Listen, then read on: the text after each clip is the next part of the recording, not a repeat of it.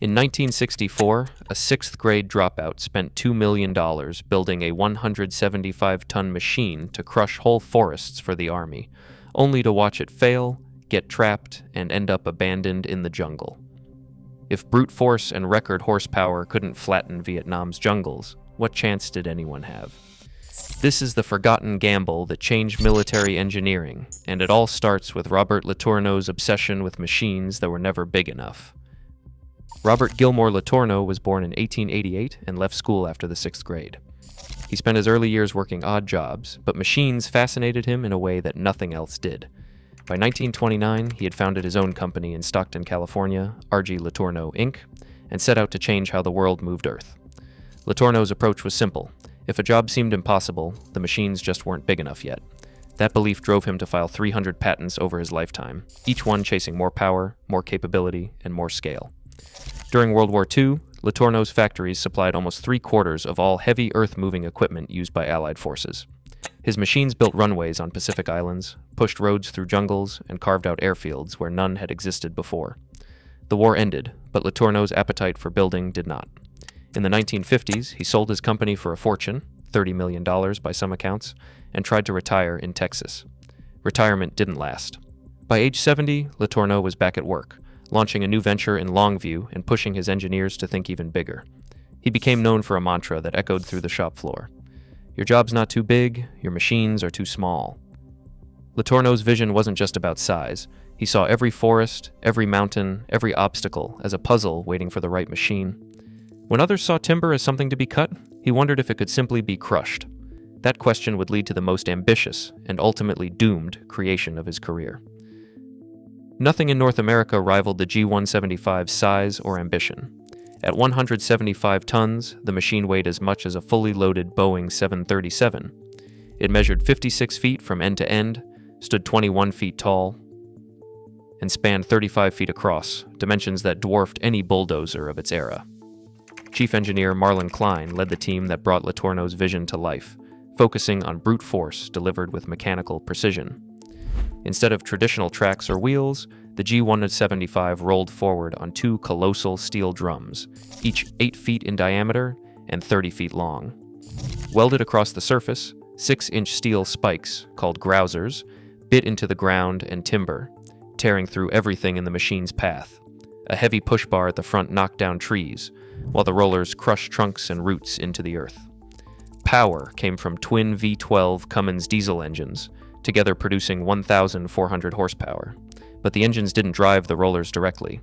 Instead, they spun generators that sent electricity to motors inside each drum, a diesel-electric system more commonly found in locomotives than in land-clearing equipment. This setup allowed for smooth, powerful torque and precise control, even when the machine faced dense stands of timber. Operating the G175 required just a handful of switches and levers in the cab. From there, an operator could steer, adjust speed, and manage the crushing action with fingertip control. The price tag for this engineering marvel? $2 million in 1964, a sum that reflected both its scale and the confidence of its makers. Every component was built for one purpose: flattening forests faster than any team of men or machines could hope to manage. On November 21, 1964, 6 flatbed railcars rolled into Kennedy Siding in northern British Columbia. Workers gathered along the tracks, staring at the cargo, a machine taller than a house, longer than a city bus, wrapped in tarps and steel chains. In just 4 days, crews had the 175-ton G175 reassembled and ready to move. The plan was simple: drive it 4 miles through the bush to the first clearing site. But the ground beneath the rails was frozen only on the surface. As soon as the massive drums touched soil, the weight pressed down, and the machine began to sink. Each turn of the spiked rollers dug deeper, churning the mud and swallowing the undercarriage. The crew tried everything: timbers, gravel, even winches from nearby bulldozers, but the G175 barely managed 2.5 miles before grinding to a halt. Winter closed in, temperatures dropped, and the world's largest tree crusher sat stranded in the bush, its engines silent, its promise untested. For months, the only movement came from drifting snow piling up against its steel frame. Spring thaw brought a second chance for the G175. Crews returned to find the machine still mired, but determined to make it work. Through May, June, and July of 1965, the team wrestled with the same problems: mud, mechanical breakdowns, and the sheer stubbornness of northern British Columbia's terrain. In those first 3 months, the crusher managed to clear just 340 acres. That figure fell far short of expectations and cast doubt on the entire project. Then, as summer deepened, everything changed. Operators adjusted their approach, avoiding the worst of the bogs and learning to work with, not against, the landscape.